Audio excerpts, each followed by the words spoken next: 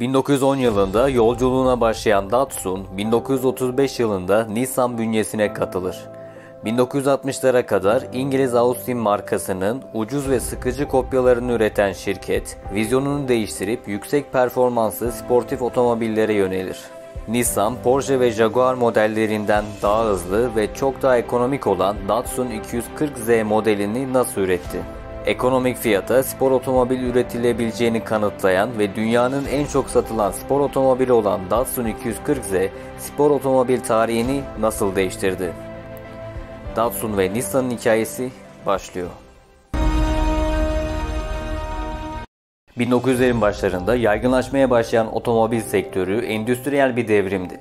Sektördeki büyük potansiyeli gören ve Japonya'nın da bu devrime katılması gerektiğine inanan mühendis Hashimoto, 1910 yılında Tokyo'da Kaishinsha Motor Araba Atölyesi'ni kurar. 6 kişilik çalışana sahip küçük bir atölye olsa da gelecekte otomobillerini dünyaya satmanın hayalini kurarlar. 3 yıllık uzun bir çalışma sonucu atölye ilk otomobilini üretmeyi başarır. 2 silindirli küçük bir motora sahip 10 beygirlik bir araçtı. Araca 3 yatırımcının soy isimlerinin baş harfleri olan DAT ismi verilir. 1918 yılında şirketin ismi DAT Motor Car Şirketi olarak değiştirilir. O yıllarda Japonya'da otomobiller sıradan halk için aşırı pahalıydı. Japon halkı için kullanışlı, ucuz bir otomobil sunmak isteyen şirket aynı yıl yeni bir prototip geliştirir. 3 tekerlekli 880 cc 7 beygir motora sahip DAT Gorham ortaya çıkar. 1922 yılında modelin 4 tekerlekli versiyonu da üretim bandından çıkar. Ülkede otomobil pazarı çok küçük olduğundan finansal olarak ayakta kalmak isteyen DAT 1918'den itibaren Japon ordusu için küçük kamyonet üretimi yapmaya başlar. Kamyonetlerin çoğu parçası Amerika'dan ithal edilir. Şirket 1920'lerde hafif kamyonet ve küçük otomobil üretimine devam eder. 1930 yılında otomobil sektörünün gelişmesini ve otomobillerin halkın arasında yayılmasını isteyen Japon hükümeti, küçük, ekonomik, halkın arabası olabilecek araçlar için üreticileri desteklemeye karar verir. Motor hacmi 500 cc'ye kadar olan araçlar için sürücü belgesi gerekmeyeceğini ve daha düşük oranda vergilendirileceğini açıklar. Şirket aynı yıl 495 cc'lik yeni küçük bir model üzerinde çalışmaya başlar. 4 silindirli 10 beygirlik motora sahip araç 400 kilogramdı. Modele ilk üretilen araçtan daha küçük olduğu için DAT'ın oğlu anlamına gelen Datsun 10 ismi verilir. Son kelimesi Japonca'da kaybeden anlamına geldiği için bu isim Datsun olarak değiştirilir. 1931 yılında sadece 10 adet Datsun 10 satışı yapılır. Bir yıl sonra ise 150 adet satış yapılır. 1932'de modelin ismi Datsun Type 11 olarak değiştirilir. Araç İngiliz Austin 7 modeliyle aynı motor hacmine ve dış boyutlara sahipti. Bu nedenle modelin kopya olduğu konusunda eleştiriler vardı. Austin'in kurucusu Herbert Austin 1935 yılında Type 11'i İngiltere'ye ihraç eder ve modelin kendi modellerinin kopyası olup olmadığını inceler. Austin'den aracın kopya olduğu konusunda bir şikayet gelmez. 1933 yılında Japon hükümeti vergi avantajı için motor hacmini 750 cc'ye kadar yükseltir. Aynı yıl Type 11'in motoru 750 cc'lik motorla değiştirilir ve yeni model Datsun Type 12 olarak satışa çıkarılır. Şirket 150 adet Type 12 satışı yapar. Şirket hala çok düşük adetlerde üretim yapmaktaydı. Finansal olarak zorlanan şirket 1931 yılında Tobato döküm firmasıyla birleşmişti. Tobato, maden, inşaat gibi birçok alanda iş yapan Nihon Sankyo şirketinin bir parçasıydı. Şirketin Tokyo borsasındaki kısaltılmış adı Nissan'dı.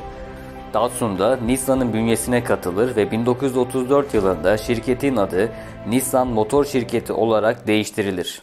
Nissan'ın bünyesinde ekonomik olarak güçlenen Datsun bir yıl sonra Ford'un üretim hattını örnek alarak gerçek bir üretim hattı kurar. Datsun Type 15 1936 yılında yenilenen üretim hattından çıkar. Şirketin ismi değişse de modellerde Datsun ismi kullanılmaya devam eder. Nissan hızla üretim kapasitesini arttırır ve Datsun Type 15 Japonya'nın ilk seri üretim otomobili olur. 2 yıl içinde 8600 adet üretilen araç Avustralya ve Yeni Zelanda'ya ihraç edilir. Nissan için her şey iyi gitse de 1937'de Japonya Çin ile savaşa girer. Japon devleti otomobil üretimini kısıtlayınca şirket Japon ordusu için kamyon üretimine yoğunlaşır. İkinci Dünya Savaşı sonrasında Nissan tekrar otomobil üretimine geri döner. Savaş öncesi olduğu gibi küçük ve ekonomik bir modelle üretim başlar. 1947'de Datsun DA üretim bandından çıkar. İki kapılı 750 cc'lik aracın tasarımı savaş öncesine aitti. Şirket bu modelle başarılı olamayınca daha modern bir tasarıma sahip bir model geliştirmeye karar verir. Nissan tekrar İngiliz Austin modellerini örnek alır ve Austin'in Devon ve Somerset modellerini seçer. 1948 yılında Datsun DB üretim bandından çıkar. İlerleyen birkaç yılda şirket küçük değişikliklerle modeli yeniler. Ancak 750 cc'lik motorun üstüne çıkamayan Nissan, otomobil teknolojisini geliştirme konusunda çok zorlanır. 1952 yılında otomobil ve motor teknolojilerini geliştirmek için Avrupalı bir üretici ile işbirliği yapılması kararlaştırılır. Aynı yıl Nissan, İngiliz Austin şirketi ile işbirliği anlaşması yapar ve teknoloji transferi ile birlikte Austin A40 modelinin lisansı satın alınır. 1952 yılında Nissan, İngiltere'den ithal edilen parçalarla Austin A40'ın montajına başlar. 1.2 litre 42 beygirlik motora sahip model, ekonomik ve yakıt tasarrufluydu. Austin markası adı altında pazara çıkan araç 3 yıl içinde 2000 adet satış yapar. Yapılan teknoloji transferi ile Austin'in patent haklarına sahip olan Nissan, kendi motorunu geliştirme üzerine çalışır. Şirket 1950'lerin başlarından itibaren spor otomobil üretmek üzerine de çalışmaya başlar. 1952 yılında tasarımı savaş öncesine ait Datsun DC-3 üretilir. 860 cc, 20 beygir motora sahip araç bir hız makinesi değildi, ancak Nissan için bu alanda başlangıç olmuştu. Araç sadece 50 adet satış yapar. 1950'nin başlarında yeterince otomobil satamayan Nissan, Japon hükümetinin işçi ücretlerine düzenleme getirmesi de eklenince finansal kriz yaşamaya başlar. 1953 yılında Kore Savaşı boyunca Japonya'da silahlanan Amerikan ordusu Nissan'a çok sayıda Jeep siparişi verir. Savaş boyunca Amerikan ordusuna Jeep üretimi yapan şirket ekonomik olarak toparlanır. 1955 yılında bütün parçaları Nissan tarafından üretilen ve 1,5 litrelik yeni bir motora sahip Austin A50 pazara çıkarılır. Şirket 1959 yılına kadar 21.000 Austin satışı yapar. Uzun süredir kendi motoru ve otomobil teknolojisini geliştiren şirket, pazara kendi tasarımı olan bir model çıkarmaya karar verir. 1950'nin başlarında Japon hükümeti ucuz ve yakıt tasarruflu halkın arabası olabilecek bir model için üreticilere vergi desteği sağlar. Halkın arabası en fazla 1 litre motora sahip olmalı, bozuk ve asfaltsız Japon yollarında ilerleyebilecek kadar dayanıklı olmalı ve saatte 100 km hıza ulaşabilmeliydi. Halkın arabasını üretmek Japon üreticiler için çok önemliydi. 1955 yılında Toyota ucuz ve yakıt tasarruflu olan Toyota Crown'u pazara çıkarmıştı. Aynı yıl bu tarz bir model üzerinde çalışan ve Toyota Crown ile rekabet etmek isteyen şirket Datsun 110 modelini üretim bandından çıkarır. 860 cc 25 beygir motora sahip aracın tasarımı Austin modellerinden fazlasıyla esinlense de belirgin bir şekilde Japon karakterini taşıyan yeterli detaylara sahipti. Sedan ve hatchback olarak pazara çıkan araç kısa sürede başarılı olur. 1958 yılında Avustralya rallisinde yarışan Datsun 110, Toyota Crown'la rekabet ettiği 1000 cc kategorisinde yarışı kazanır. Araç, uluslararası rallilerde başarı elde eden ilk Japon otomobili olur. Bu başarı, markanın isminin dünyaya yayılmasını sağlar. Gene aynı yıl Amerika'da ithal otomobil fuarına katılan Datsun büyük ilgi çeker. Dünyanın ilgisini çekmeyi başaran Nissan gözünü global pazara çevirir ve ilk hedef otomobil pazarının hızla büyüdüğü Amerika olur. Benzin fiyatlarının yükseldiği ülkede tüketiciler güçlü motorlu büyük otomobillerin yerine küçük, ekonomik ve yakıt tasarruflu otomobillere yönelmeye başlamıştı. Şirket Datsun 110'un daha geliştirilmiş versiyonu olan Datsun 113 ile 1959 yılında Amerikan pazarına girer. Amerikan pazarında mavi kuş anlamına gelen Datsun Bluebird 113 adıyla satışa çıkarılır. Ekonomik, yakıt tasarruflu, dayanıklı, kaliteli model yerli pazarda ve Amerikan pazarında başarısını hızla arttırır. 1962 yılında yükselen talebi karşılamak için şirket Japonya'da yeni bir fabrika kurar. Aynı yıl Japonya dışındaki ilk üretim fabrikası Meksika'da açılır. 1963 yılında 200.000 adet Datsun 110 serisi üretim bandından çıkarken 100.000 adet yurt dışına ihraç edilir. Yine aynı yıl Nissan Petrol Amerika'ya ihraç edilmeye başlanır. Şirket otomobilleri Datsun adı altında pazara çıkarırken pick-up ve kamyonetleri Nissan adı altında satma politikasına devam eder. 1959 yılında bir spor otomobil denemesi daha yapmak isteyen Nissan, Bluebird'ün spor versiyonu Datsun S211'i satışa çıkartır.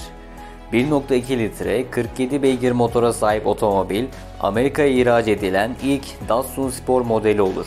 Ancak 20 adet satılan araç tam bir hayal kırıklığı yaşatır. Daha sonra S212 ve S213 modelleri satışa çıkarılsa da 500 adetten fazla satış yapamaz. Nissan'ın spor otomobil girişimleri tekrar başarısız olur. Model çeşitliliğini artırmak isteyen şirket yeni bir model üzerinde çalışır. 1966 yılında Datsun Sunny B10 üretim bandından çıkar. 1 litre motora sahip 2 kapılı model aynı yıl pazara çıkan Toyota Corolla ve Subaru BIN ile aynı sınıfta rekabet eder. Satışlar artıyor olsa da yeterli miktarda değildi. Bu durumdan şirketin Amerika şubesini yöneten Yutaka Katayama tatmin değildi. Pazara çıkarılan araçlar yavaş, konforsuz ve sıkıcı modellerdi. Amerikalıları iyi tanıyan Katayama nasıl bir model üretmeleri gerektiğini çok iyi biliyordu. Müşterilerimize boş gövdeye sahip bir araç satmamalıyız. Onlara sürüş keyfini ve performansını satmalıyız diyen Katayama, tasarım ekibine bu vizyonla yeni bir model tasarlama talimatı verir. Sonuç Datsun 510 modeli olur. 1.6 litre 96 beygir motora sahip aracın maksimum hızı 170 km/saatti. Bağımsız süspansiyona, disk frenlere sahip, konforu ve yüksek performansı ekonomik fiyata sunan araç, fakir adamın BMW'si olarak anılmaya başlanır. Model, yüksek performanslı sportif Datsun modellerinin ilk adımı olur.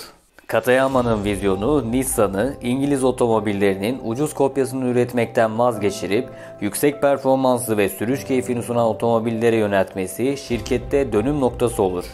Bu yeni vizyonu daha da ileri taşımak isteyen şirket Jaguar, Porsche gibi yüksek performanslı spor otomobil geliştirmeye karar verir. 1966 yılında Toyota Yamaha motoru kullanarak 2000 GT'yi pazara çıkarmıştı. Ancak yüksek fiyatı nedeniyle başarısız olmuştu. Nissan da aynı hatayı yapmak istemiyordu.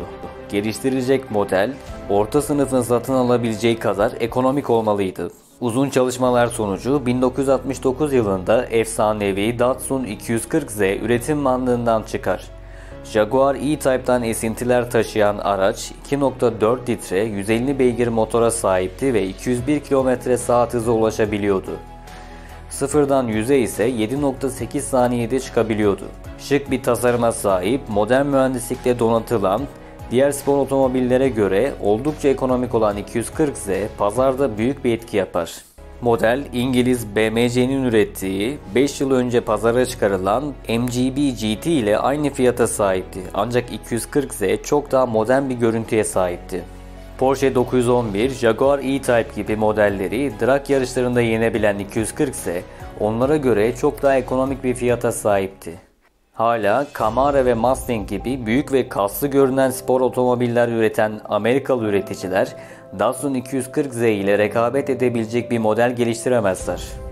Pazarda büyük etki yapan araç için bekleme listesi 6 aya kadar uzar. İlk yıl 16.215 adet 240Z satışı yapılır. İkinci yıl 33.000, sonraki yıl ise 46.000 adet de satışlarını arttırır. Katayama, 240Z'yi dünyayı tanıtmanın en iyi yolunun yarışlar olduğunu biliyordu.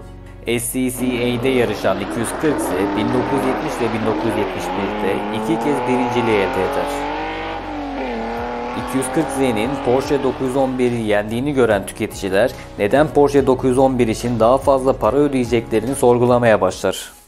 Jaguar, BMW, Porsche ve Alfa Romeo gibi üreticiler sınırlı sayıda spor otomobil ihraç ederken Datsun 240 ise gösterdiği başarı ile dünyanın en çok satılan spor otomobili olur. 10 yıl boyunca global pazarda 1 milyondan fazla Datsun 240Z satışı yapılır.